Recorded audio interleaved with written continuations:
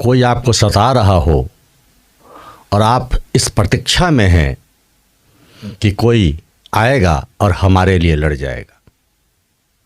भगवान आएंगे और इंसाफ कर देंगे। भगवान जरूर आएंगे, लेकिन तुम्हारे लिए लड़ने के लिए नहीं। नमस्कार, मैं शैलेश कुमार। शैलेश की बात में आपका हार्दिक स्वागत है। अक्सर आपने देखा होगा कि कुछ लोग किसी को सताते हैं और वह उसे प्रतीक्षा होती है कि कोई हमारे लिए लड़ जाएगा, या फिर ईश्वर आएंगे और कुछ ऐसा करेंगे कि हमारे साथ न्याय होगा। बिल्कुल न्याय होगा, लेकिन क्या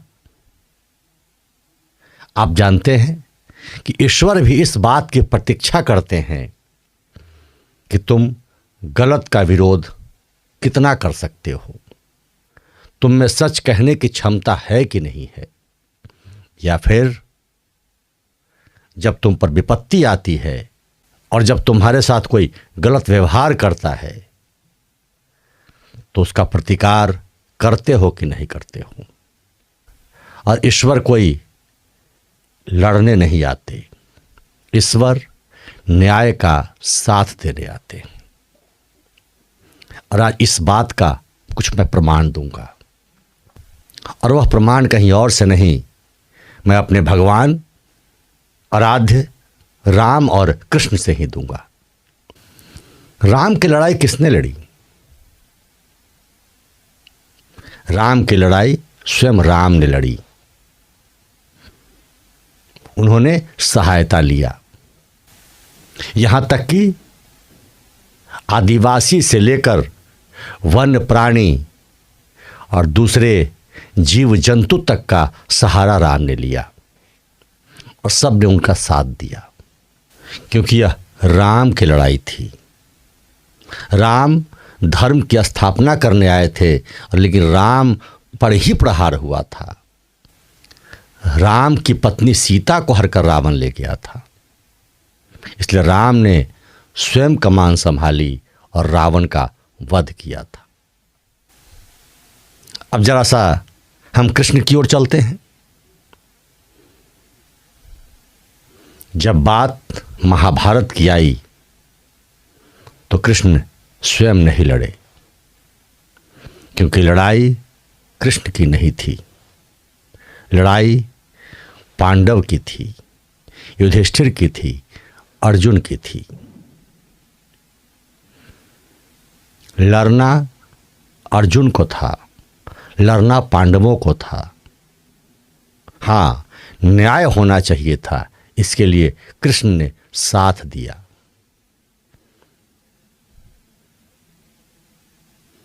शर्त लगा दी थी कृष्ण ने कि मैं शस्त्र नहीं उठाऊंगा, लेकिन तुम्हारे साथ रहूंगा। लेकिन एक प्रमाण और इसके साथ है कि जब आप स्वयं की लड़ाई न्याय के साथ लड़ने के लिए तैयार होते हैं तो भगवान प्रेरणा स्रोत भी बनते हैं और मार्गदर्शक भी बनते हैं और कृपा भी करते हैं। अर्जुन को लड़ाई लड़नी थी, पांडवों को लड़ाई लड़नी थी। अर्जुन हताश हो गया। अर्जुन ने कहा मैं नहीं लड़ूंगा। तब कृष्ण प्रेरणा स्रोत बने, क्योंकि उन्हें धर्म की स्थापना करनी थी। अर्जुन को कहा उठाओ गांडीव। रथ पर सारथी बने, क्योंकि उन्हें मार्गदर्शक बनना था, और सारा ताना बाना कृष्ण ने बुना, लेकिन लड़ने को बाध्य अर्जुन को किया, क्योंकि यह पांडवों की लड़ाई थी, अर्जुन को लड़ना था।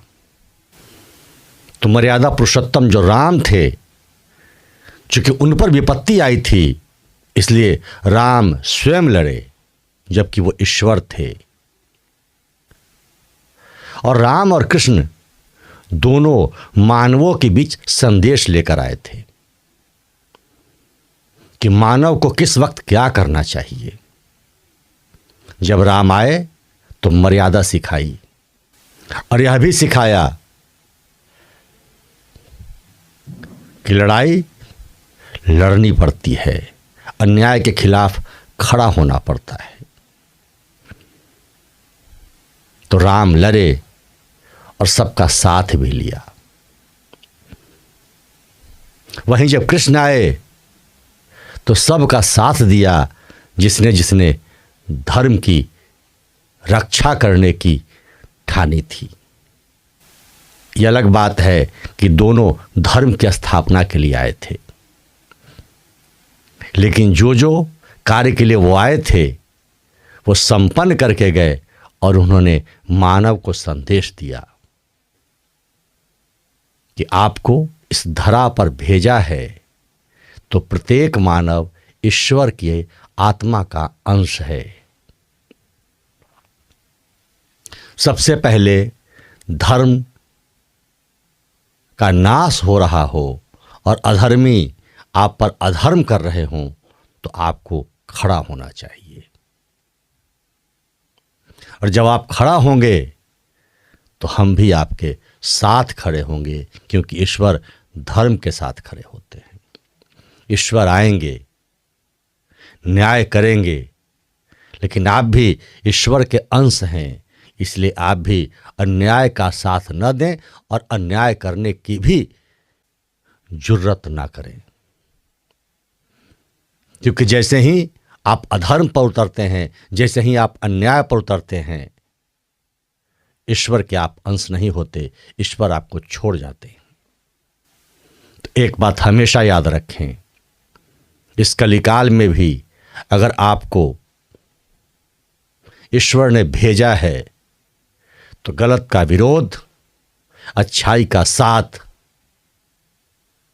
दोनों कामें करनी चाहिए। जो लोग गलत हैं या कोई गलत कर रहे हैं या आपके साथ गलत कर रहे हैं तो उठ खड़ा होना धर्म कहता है, और जो लोग धर्म के लिए लड़ रहे हैं उनके साथ भी खड़ा होना धर्म कहता है। और आप ईश्वर के वो सैनिक हैं जो ईश्वर ने आपको इस धरा पर भेजा है। तो लड़ाई आपको खुद लड़नी होगी। यह हमें रामायण भी सिखाती है और यह हमें महाभारत भी सिखाती है। शैलेश की बात को अभी तक सब्सक्राइब नहीं किया है तो सब्सक्राइब करें, लाइक करें, शेयर करें,